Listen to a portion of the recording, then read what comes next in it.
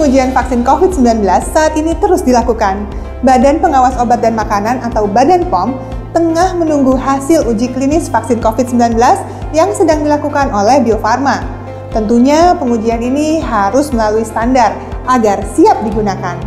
Untuk lebih jelasnya, saat ini saya sudah bersama dengan Kepala Badan POM, Ibu Penny Lukito, yang akan berbincang seputar tahapan perizinan dan regulasi tentunya terhadap vaksin COVID-19.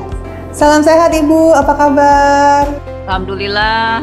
Dari perkembangan terakhir, vaksin saat ini kan sudah sampai uji klinis fase ketiga. Boleh nggak dijelaskan kepada kami, seperti apa sih sebenarnya pemantauan yang dilakukan oleh Badan POM sejauh ini? Sekarang kita sedang berproses untuk observasi, pengamatan, dan nanti tentunya hasil dari melihat ke aspek keamanannya dan terutama adalah pengamatan untuk aspek khasiatnya atau efektivitasnya. Ya. Dalam periode biasanya adalah 1 bulan, 3 bulan, kemudian 6 bulan. Nah, itulah kenapa kita akan memberikan emergency use authorization. Untuk mendapatkan emergency use authorization, efficacy hanya cukup 50%. Kalau vaksin itu umumnya adalah 70%. Nah, berdasarkan sejarahnya Bu, berapa lama sih sebenarnya proses pengujian dan perizinan yang dilakukan oleh Badan POM? Kita tidak membuat sendiri, ya. Badan POM mengikuti standar dan regulasi yang sudah menjadi komitmen kita bersama secara internasional, tentunya WHO referensinya, kemudian kita juga tentu merefer juga FDA atau kita sebut regulator lain ya, regulator di negara lain yang bagus juga evaluasinya seperti di Indonesia, dan itulah kenapa Badan POM sudah inspeksi kan bersama tim dari MUI untuk audit halal bersama dengan Bio Farma dan Kementerian Kesehatan sudah melakukan inspeksi ke Cina kemarin. Boleh ceritakan Bu bagaimana hasil laporan dari kunjungan ke Cina waktu itu? Alhamdulillah kalau di aspek mutu itu sudah memenuhi aspek cara produksi obat yang baik ya. Itu alhamdulillah tidak ada efek samping yang kritikal gitu ya. Jadi dari aspek keamanan sudah baik. Sekarang aspek efektivitas ya, khasiat yang masih kita tunggu. Jadi dianalisa pengambilan sampel darah, kemudian dianalisa di laboratorium, melihat seberapa besar si vaksin itu memberikan efektivitas terhadap peningkatan antibodi kita. Nah, ada standarnya mesti mencapai berapa yang dikatakan bahwa vaksin itu efektif dari segi meningkatkan antibodi. Terus kemudian juga kemampuannya untuk menetralisir virus yang masuk ke badan kita. Jadi meningkat antibodi kita dan memang cocok sehingga menetralisir apabila ada virus yang masuk. Untuk emergency use authorization sendiri, seberapa cepat Bu waktunya?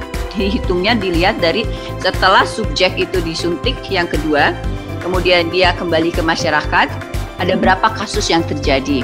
Nah, itu biasanya dihitung dalam waktu 3 bulan, 6 bulan, ada berapa kasus yang terjadi. Kalau untuk emergency nutrition, kita bisa lihat dalam waktu 3 bulan. Ya, tapi bisa jadi juga kalau pandemiknya sudah tidak terlalu intensif seperti di Cina, itu biasanya akan lebih lama lagi. Apakah vaksin COVID ini yang pertama? Tentu kan sudah ada yang sebelumnya dikeluarkan izinnya EUA selama masa pandemi ini. Selama krisis pandemik ini kan sudah ada beberapa obat yang kita berikan izin penggunaan darurat, yaitu Avigan, Favipiravir dengan Remdesivir, di mana Avigan atau Favipiravir itu untuk kondisi pasien yang ringan sampai sedang, dan Remdesivir itu untuk pasien yang berat. Mungkin ada satu pesan untuk masyarakat Bu, agar bersedia nanti kalau vaksinnya benar-benar sudah berhasil gitu ya, sesuai dengan harapan kita bersama, dan tidak takut lagi perihal keamanannya. Saya yakin dengan komitmen pemerintah yang dikaitkan dengan komitmennya untuk hanya memberikan vaksin yang bermutu, berkhasiat, dan aman.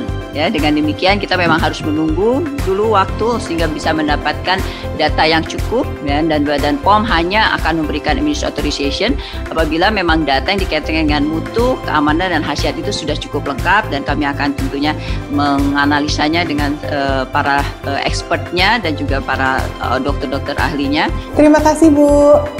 Harapan agar vaksin dapat segera digunakan dan pastinya aman akan kita tunggu. Namun yang perlu diingat, mengatasi pandemi ini selain dengan vaksin yang akan tersedia, tetap terus disiplin dalam penerapan 3M agar upaya pencegahan kita dapat optimal.